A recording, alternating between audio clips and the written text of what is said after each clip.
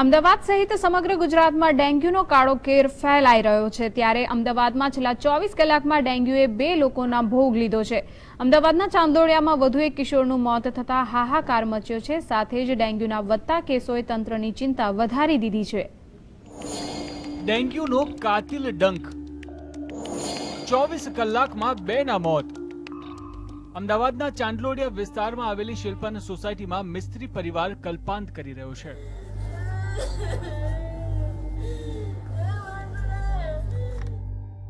કેમ કે આ પરિવારનો કુળદીપક બુઝાઈ ગયો છે। રોનક મિસ્ત્રી નામના કિશોરમાં 5 દિવસ પહેલા ડેન્ગ્યુના લક્ષણો જોવા મળ્યા હતા, જેથી તેને વધુ સારવાર માટે જૂના વાડજ પાસેની ખાનગી હોસ્પિટલમાં ખસેડ્યો હતો, પરંતુ સારવાર દરમિયાન તેણે અંતિમ શ્વાસ લીધા। કિશોરના મોત માટે પરિવારજનો અમદાવાદ કોર્પોરેશનના હેલ્થ વિભાગને જવાબદાર ગણાવે છે। પરિવારજનોનો આક્ષેપ છે કે રોનકને ડેન્ગ્યુના લક્ષણો જોવા મળતા પરિવારના સભ્યોએ કોર્પોરેશનના હેલ્થ વિભાગમાં ફરિયાદ કરીને સમગ્ર સોસાયટીમાં દવાઓનો છંટકાવ કરવાની જાણ કરી હતી, પરંતુ હેલ્થ વિભાગના અધિકારીઓએ તેને ગંભીરતાથી ન લીધી અને રોનકને પોતાનો જીવ ગુમાવવો પડ્યો હતો।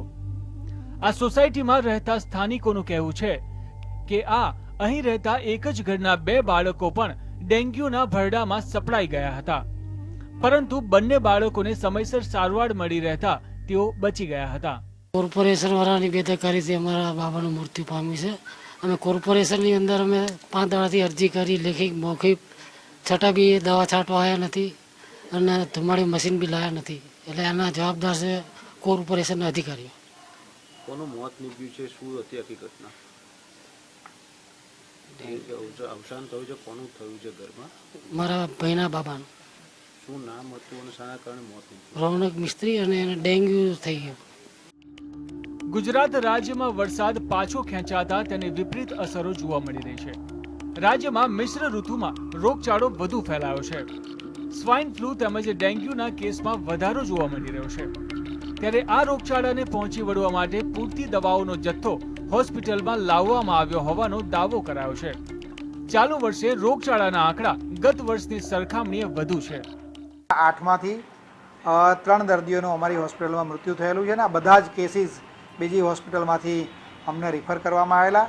આનો આ ટ્રેન્ડ જો ચાલુ રહેશે તો એવું લાગે કદાચ કેસમાં વધારો પણ જોવા મળે, અને આ માટેની ગુજરાત સરકારનું હેલ્થ ડિપાર્ટમેન્ટ છે એને પૂરેપૂરી તૈયારીઓ કરેલી છે। બધી જ હોસ્પિટલોને એલર્ટ ઉપર મૂકેલી છે। બધી જ જાતના આઇસોલેશન વોર્ડથી માંડીને ડૉક્ટરો, એની જે દવાઓ જોઈએ ને એને જે લગતા સાધનો અને ઉપકરણો જોઈએ, બધાની તૈયારી સરકારે કરાવીને જરૂર પડે દરેક હોસ્પિટલમાં ઓપીડી ચાલુ કરવાની પણ સરકારની સૂચના છે।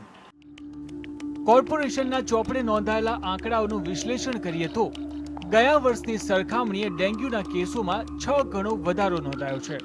એક તરફ કોર્પોરેશનનું આરોગ્ય ખાતું શહેરમાં ફેલાયેલા રોગચાળાને નાથવા માટે સઘન કામગીરી કરી રહ્યું હોવાનું ગાણું ગાય છે, ત્યારે સમગ્ર શહેરમાંથી ડેન્ગ્યુનો ચેપ લાગેલા અને ભોગ બનેલાનો મૃત્યુઆંક સતત વધી રહ્યો છે। કોર્પોરેશનની કામગીરીનું કોઈ નક્કર પરિણામ હજી સુધી તો દેખાતું હોય તેમ લાગતું નથી।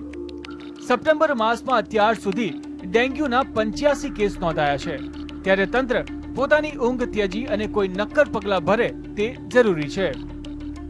મલ્હાર વોરા સાથે ઝલક અધ્યારું, GSTV, અમદાવાદ।